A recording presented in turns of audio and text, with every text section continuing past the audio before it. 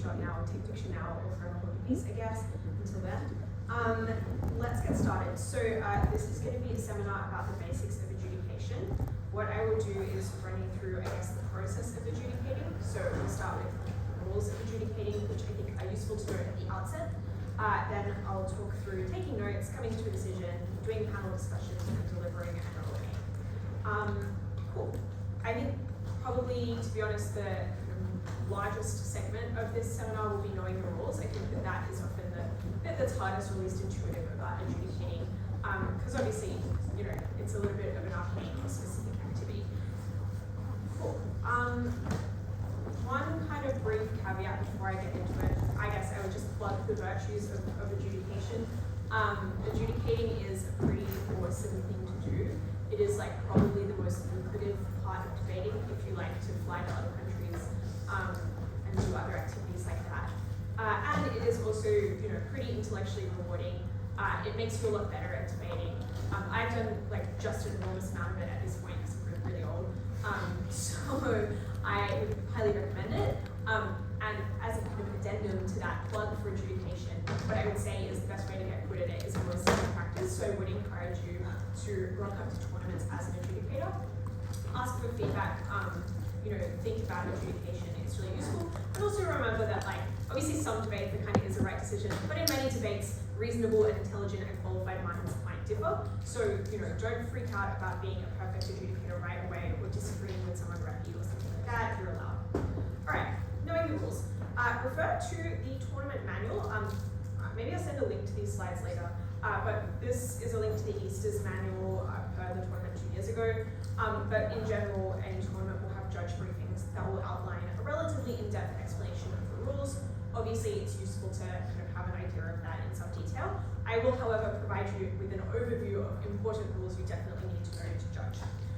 These will go through three things. Firstly, the perspective of an adjudicator. What is your mindset when doing the judging? Secondly, how debates are won and lost. What things can we consider to be debate winning or debate losing? And then thirdly, the constraint of emotion. How does the topic change the way we might approach judging a debate? So I want to start with the perspective of an adjudicator. Debating kind of wouldn't work if we were just trying to persuade a random person with unpredictable knowledge and opinions. You can do that anytime you want on the internet, but it's not a hugely fun activity. Like, you can't necessarily get good at it because people have unpredictable biases. You don't know what they will kind of take as being true. So obviously we have to have kind of regulations as to what adjudicators think and know. That's obviously a tricky exercise and a bit subjective, but it is something that tries to make debating relatively predictable and manageable from the perspective of debaters. So I guess the kind of follow-up there is it's really important to try and become, I guess, this type of adjudicator. That means reading the newspaper, paying attention to what events. I think that's kind of useful. But who is the adjudicator? They should be what we call in debating jargon the average reasonable person. This person might be reasonable, but they're not hugely average. So you shouldn't think about like you as trying to replicate what, you know, your kind of idea of the mathematical average population person is, because that person would be really random, right? And probably don't speak English, so that's an issue for the activity.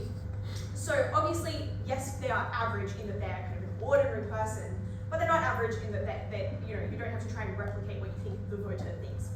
What do they think though? Well, number one, they're not geographically constrained. They find arguments about kind of anywhere in the world, and by extension, like any people in the world, like potentially persuasive. Secondly, they are open-minded and without preformed opinion. So what you're not going to do is go into a debate, you know, with a deeply held bias towards one side of the motion and refuse to be persuaded either way. The adjudicator should consider any argument. They might not actually be persuaded by any argument, but they should be open to being persuaded by any argument. They are intelligent, so they're able to follow complex reasoning and they can understand how logic works, but they're not gullible, so, and they're not gullible, rather. So they don't get tricked by sophistry or rhetoric or bluster. That's not to say that style isn't important, but it is to say that even though an average voter might get persuaded by a politician standing up and doing rhetoric and tricking them and telling them fibs, an average reasonable voter does not. They are not credulous. All right. They also constrain themselves to considering the material presented in the debate, unless something's like really obviously a lie. So in general, they will not draw on things that they know or think of arguments that haven't actually been said to discount an argument. They take material in the debate kind of as it occurs in the debate. With that said, if something is obviously untrue by the standards of like what an ordinary person who reads the news would know, then you can discount it. So if someone's like, no, Joe Biden is currently the president, you can be like, I know that's not true and I didn't credit it. But by and large, you're going to consider the material presented in the debate, consider the team's interactions as they occur. Finally, you're well informed about the world. So you're someone who regularly reads the news not the word, I mean, I guess you know about words too. You're well informed about the world, but you're not a specialist. So you, for instance, would require explanation to understand an economics mechanism, just as a kind of ordinary person who reads the news would. So if a team gets up and just says something like one line about quantitative easing, you are reasonably, as the average reasonable person, confused by that, and you need them to explain it further. Or, I guess if for some reason you had a debate about engineering, it would be required to explain that in some detail for you to comprehend it. So you are intelligent and you are capable of being persuaded, but some ideas require more explanation than others for you to get across them. So, hang on. I thought I had a slide to test this. It's gone. Rip. I deleted it. Wow, this is so sad. Hang on, I'm gonna improvise this, I guess. We're gonna do a test. What do you know? Here are some things. I wrote some of them down, thank God. Here are 5 claims, and what I want you to think about is which one the average reasonable voter is least likely to know. So number 1 is going to be Syria is in the Middle East. Number 2 is I'm having flashbacks to the judge house. Justin Trudeau as PM of Canada. Claim number 3 is going to be Pope Francis is a progressive Pope. Claim number 4 is going to be the US spends significantly more on healthcare than other high-income countries. And the final claim is going to be Cubism is an art movement originating in the 20th century. All right, does anyone want to have a crack at which of these claims the ordinary, intelligent, average, reasonable voter would need a bit more explanation to believe versus which ones they might believe on face value? Yeah? 4? Yeah, I agree. I think it's 4. So this is a true claim, but it is one that I think is, and to be fair, it is a claim that has been mentioned in international newspapers and stuff like that, but it is a relatively technical and kind of factual claim about budget allocations. And it's not necessarily that intuitive because the ordinary voter might know that actually a lot of American healthcare is privatized as opposed to other countries that have a public system. So they might, on face value, be a little bit skeptical of that. They certainly could be persuaded of it. So for instance, if the team that made this claim was like, and the reason that the US government spends significantly more on healthcare is that because their system is largely privatized, they have to kind of subsidize private healthcare a lot more than if they just did it in the first instance, they would be like, okay, that makes sense. I can understand why that happens and believe the claim. But I think that they would be skeptical of that one on face value. I think the rest of them, the average reasonable voter probably would believe on face value. Like I think this one, Mark Carney, has been pretty intensely covered in the news recently. So if you've been reading the news regularly, like this week, you would know it.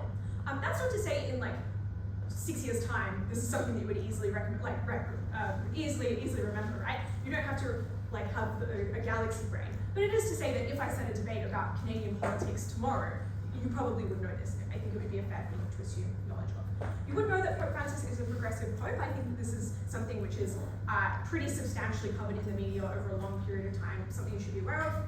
Syria in the Middle East, you should know that, I guess, if you went to like year 7. And Cubism is not movement originating in the 20th century. I think you'd probably know this. I think sometimes people just think about the adjudicator or the average reasonable voter in terms of like IR facts they know. They do know some, but they know other things as well. So this is intended to illustrate that they are a real Renaissance judge. And yeah, I think that this is something like you guys know about Picasso, right? So I reckon they probably know that one. What I want to note here is like, this is obviously kind of contestable. Like, I could think of some claims where I'm not necessarily super sure if the average reasonable voter knows it. And that's kind of fine. Like, it is okay for you to have some claims where you're not entirely sure of and you think you might need a little bit more persuasion. Because as we'll go into in a sec, the way that persuasion works in debating is kind of on a scale of how likely and how persuaded you are of particular claims. So it might be that you think something seems intuitive and is probably true, but you're not totally sure because the team didn't explain it. That's okay. All right, how are debates won and lost? The manual says teams win debates by being persuasive with respect to the burdens of their side of the debate and within the constraints set by rules of Easter's format debating. What does that mean? It means that material needs to be relevant. So if you gave a speech that was persuasive, the adjudicator fully believed it at the end of your speech, but had nothing to do with the topic. That is a valueless speech, and obviously does not help you in the debate. And it needs to follow the rules. So if you deliver material that is persuasive, but sits outside of the rules of 3v3 debating, then it will not contribute to you winning the debate, because you've done a rule violation. And I'll go into more detail about how to apply that later, but those are the kind of key principles, I guess, of what wins and loses debates.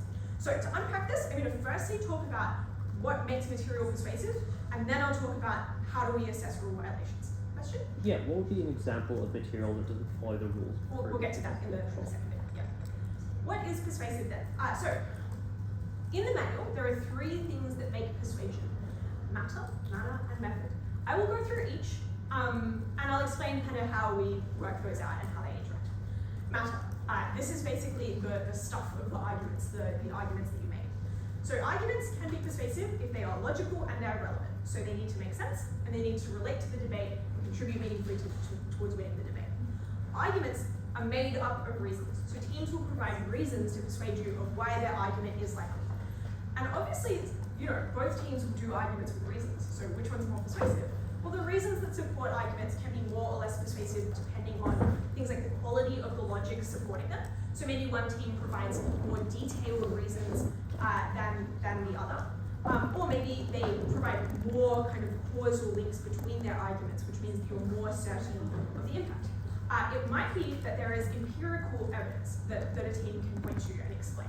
And to be clear, they can't just point to a throwaway example and hope you know it. They need to actually explain it out and explain its implications. But that might make an argument more persuasive to you because it means that you feel the argument is more realistic and tangible. Arguments can also be persuasive if they relate to important moral intuitions. So if a team can explain how their argument relates to a sense of justice that a lot of people in our society seem to share, then that might be something that makes you more persuaded by the argument. So there are multiple paths by which arguments can become persuasive. Arguments might be more persuasive if they rely on several of those parts at once.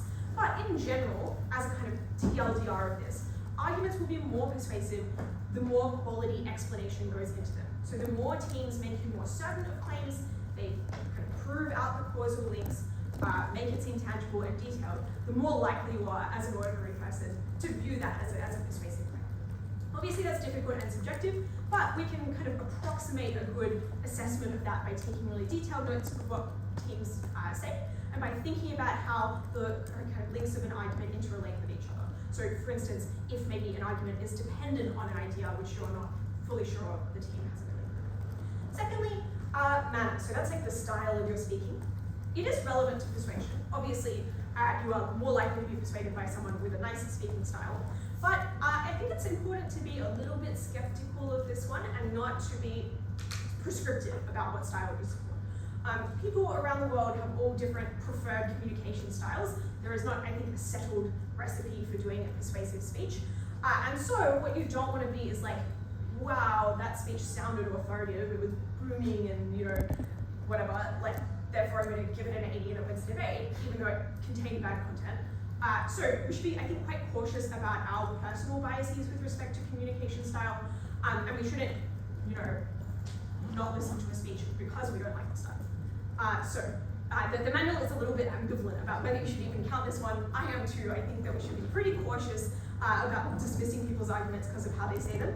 But obviously, style is something that you want to think about as a speaker. Being able to hear and understand and relate to a speech is important. We just want to, unpack the way we assess what style is good and bad.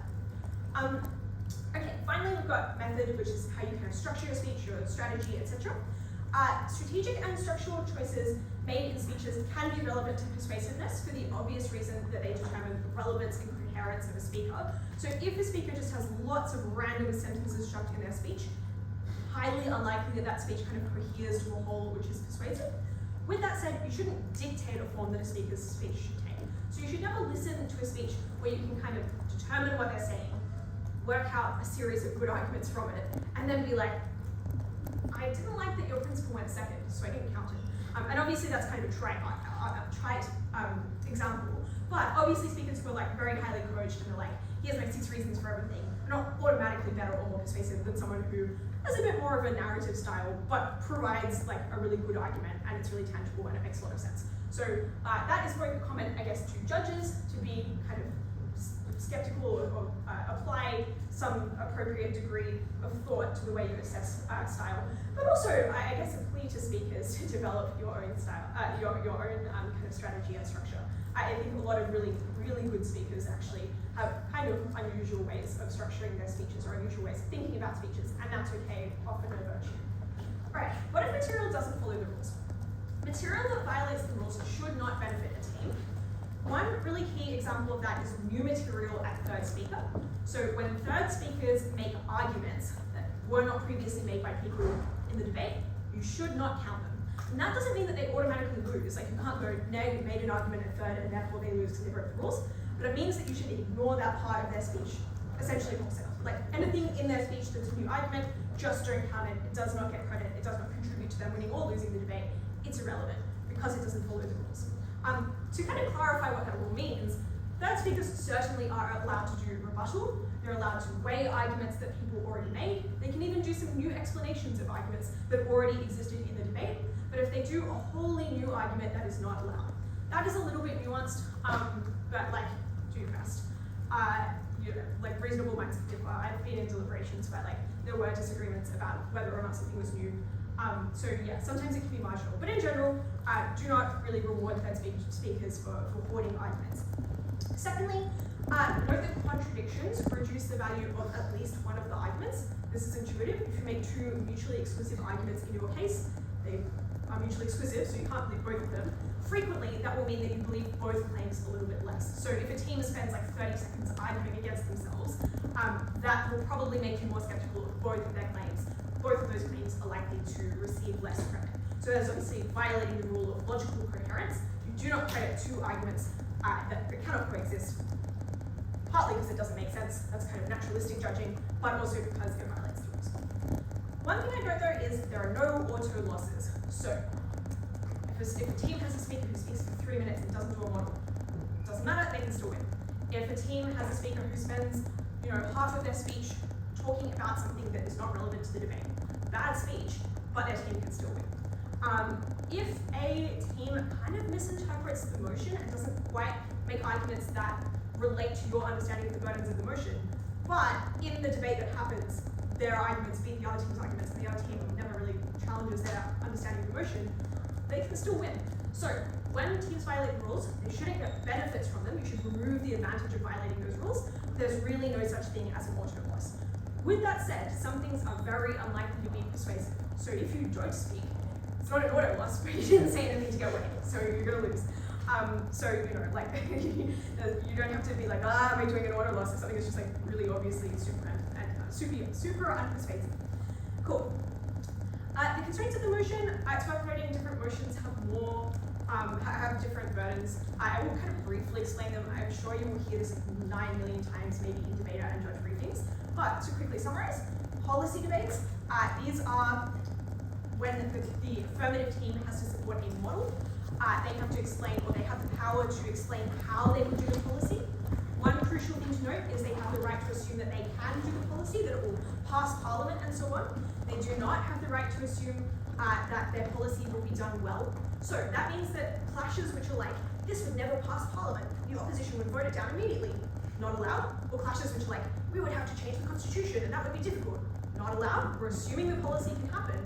But if affirmative is like, and we're going to spend $1 million making this awesome and making everyone love it, you can be a bit skeptical of that. And negative could totally be like, well, that's a waste of $1 million, we'll use it in a different way. That would be fair. That's what we call fiat. You might hear teams going on about how much fiat they have. Crucial thing to note here is they have fiat, they have the ability to assume that their model is done. They do not have fiat to assume that it's done well.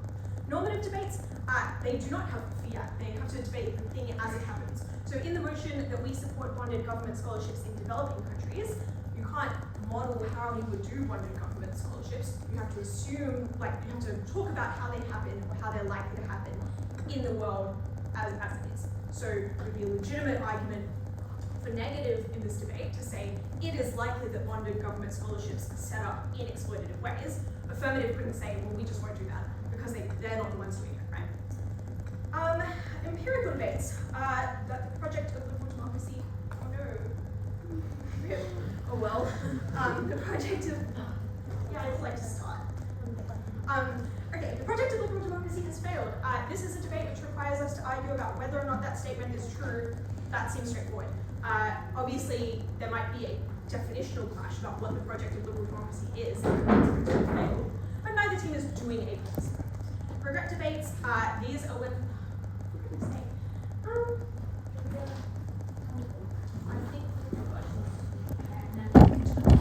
I love that, yeah.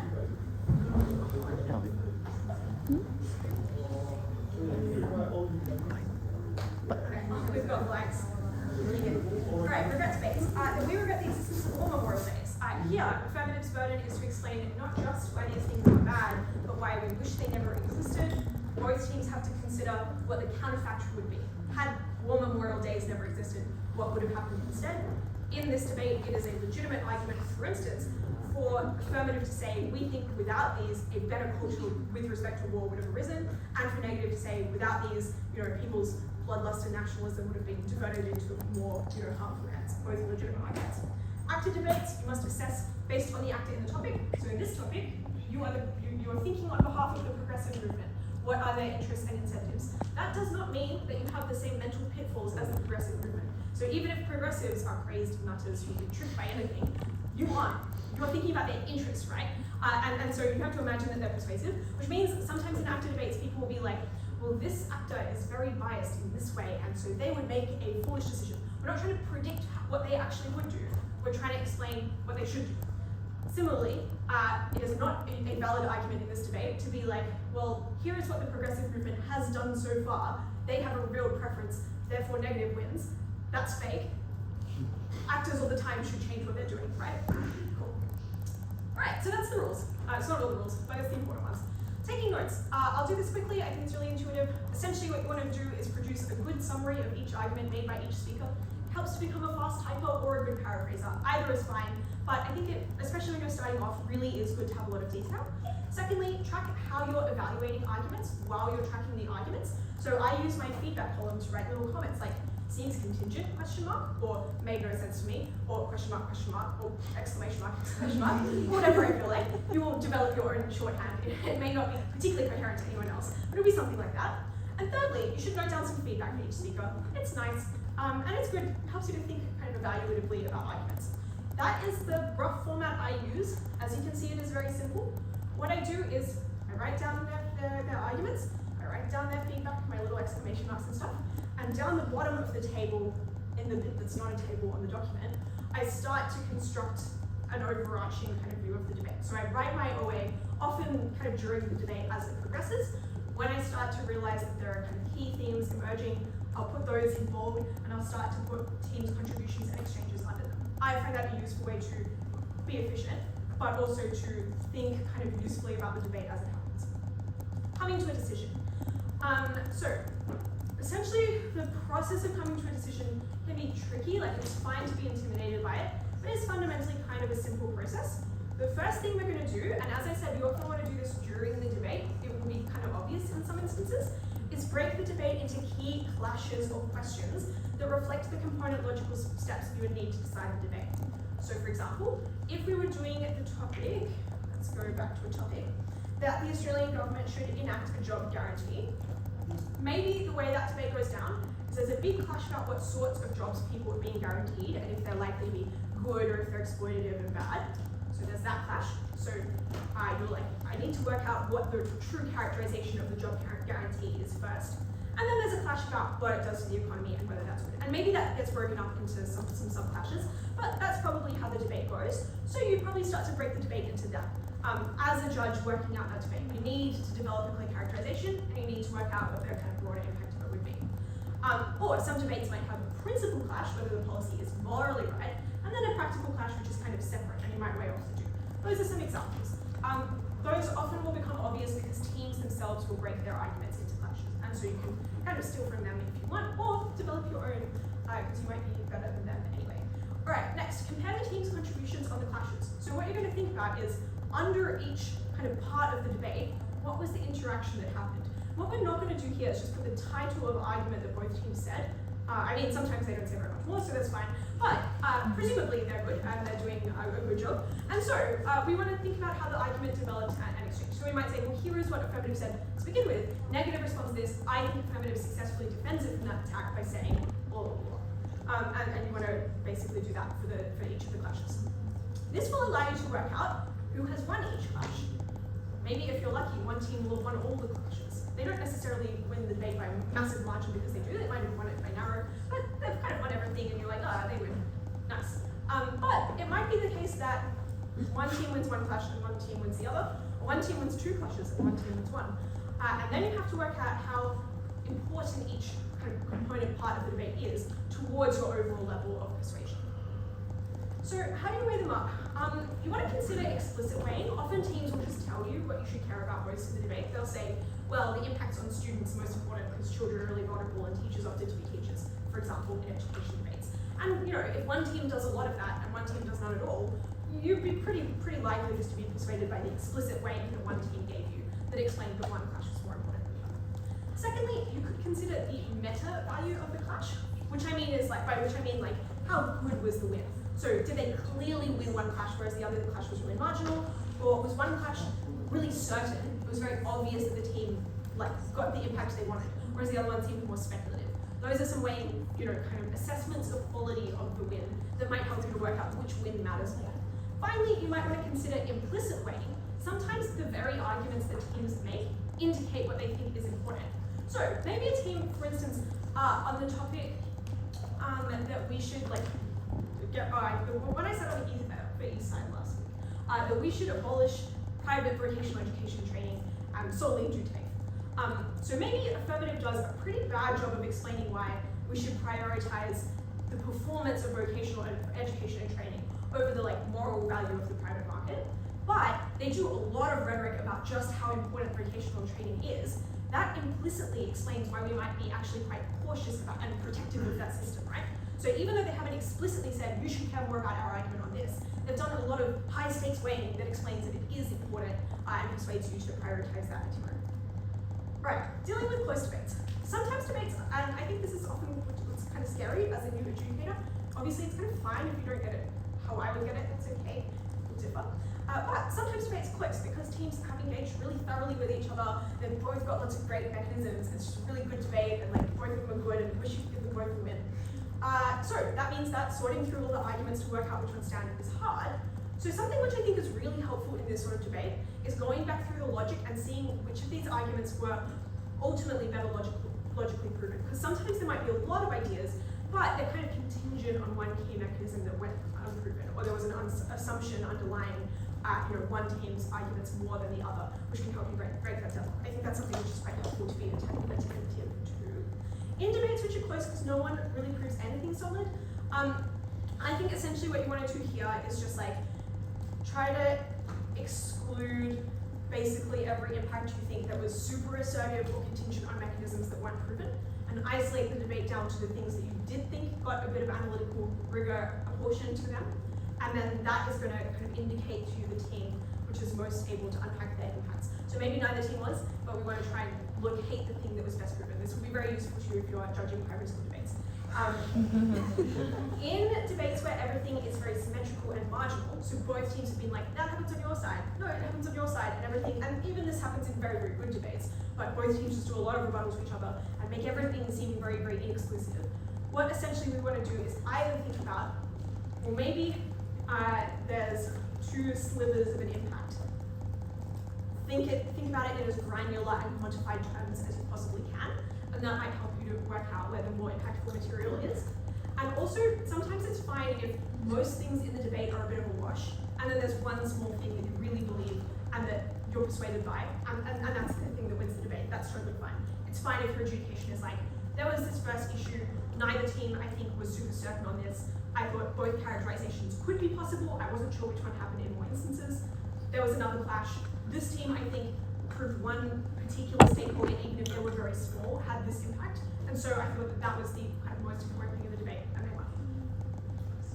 All right, I want to talk about panel discussions really briefly. Essentially, there are 3 people who could be on a panel. Chairs, they're the boss. They're going to lead discussion. Important if you're a chair is don't just let people kind of grab it on as panelists and say every thought that comes into their head. Try to ask good and insightful questions. And this is really hard. Honestly, I feel like I'm still pretty bad at it when I'm a chair, but it's a good skill to try and develop. Try to think about what they're saying and ask questions that make them unpack it. So, you think that this was close. What do you think wasn't responded to by affirmative that made it close? For instance, something like that.